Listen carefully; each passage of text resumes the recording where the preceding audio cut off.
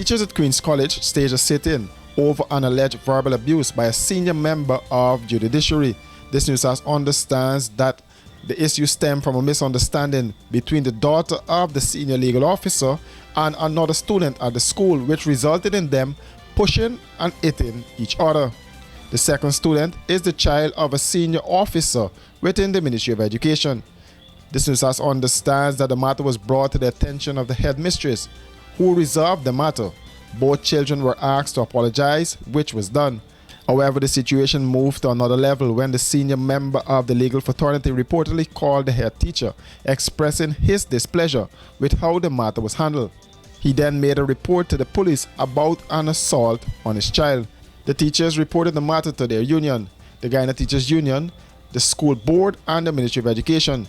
General Secretary of the union, Coretta MacDonald, said the situation is not nice, and if not dealt with as soon as possible, it can get out of hand.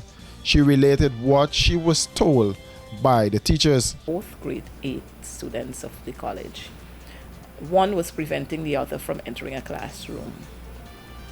The classroom, they are in separate classrooms. So the young lady, she was trying to go to this other classroom. The young man prevented her from entering the class by putting his hands across the doorway. They probably had some exchanges of words, and somebody pulled somebody's hand down and somebody hit somebody, and there was a retaliation. So there was a hit and a hit and a hit back. That drew the attention of the teacher. The teacher took both students to the principal. Principal, like everything else, she cautioned both of the students, and at the end of it, I guess they admitted that they were wrong, and so she asked them to apologize to each other. That was done.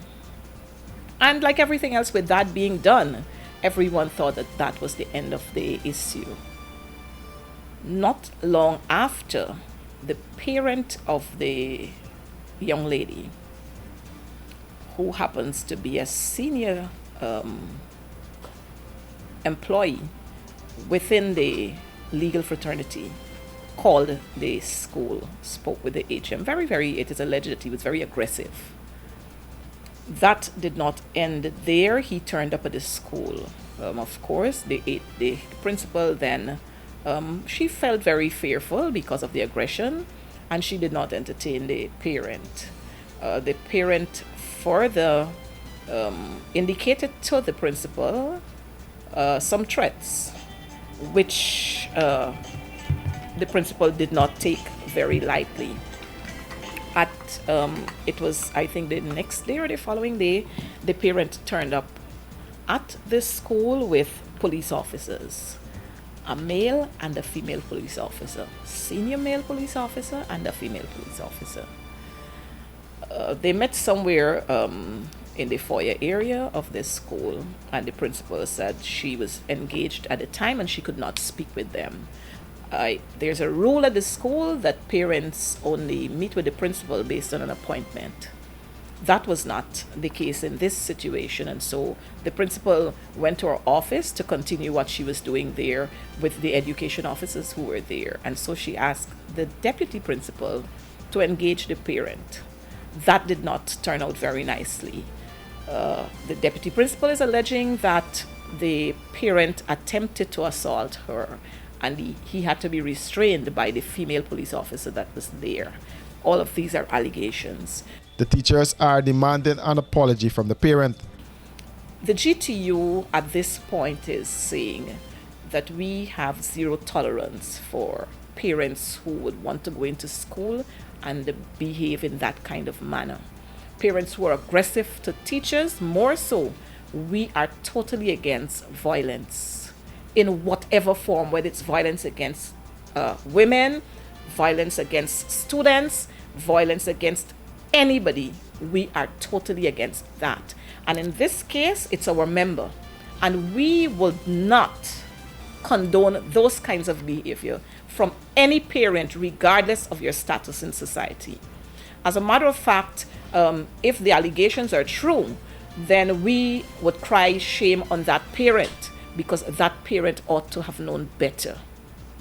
We're hoping, though, that this matter is going to be speedily addressed by the Ministry of Education, the GTU, and the Board of Governors of Queen's College, as well as I'm hoping that the parent is going to be humble enough to attend whatever sessions are going to be held, so that we can bring this issue to a school, to a resolved. The teachers, as we speak, are upset. They feel threatened, and they have decided that they're going to be working at a slow pace. They're going to go slow until this matter has been resolved, because again, more allegations are coming up that it's not the first time they've had run-ins with this particular parent. McDonald feels that if the parent was not satisfied, he should have reported the matter to the Ministry of Education.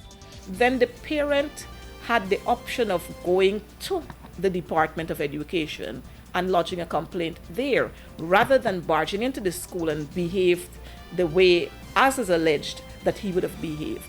We're not going to condone those kinds of behaviors from parents, because we've seen over the years parents going into schools, assaulting teachers, threatening teachers, and some of these issues are just being dealt with very lightly. I'm hoping that this incident and whatever resolution comes out of this, it's going to send a very strong message to parents across this country that they ought not to go into schools and behave however they feel like behaving, because they feel they have some sort of clout in society. In addition to the apology, the teachers are also demanding beefed up security and the school rules to be enforced.